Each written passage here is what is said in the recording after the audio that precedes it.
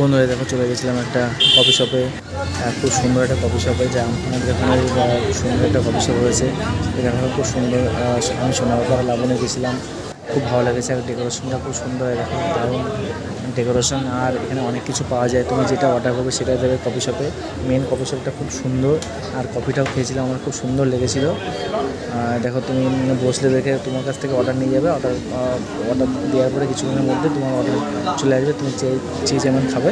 খুব সুন্দর দেখো কফি শপটা ভালো লেগেছিলো। আর যে কফি আমরা খেয়েছিলাম খুব সুন্দর লেগেছে।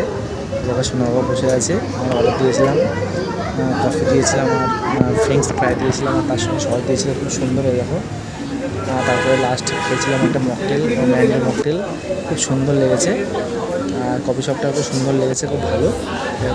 দেখো খুব দারুণ একটা,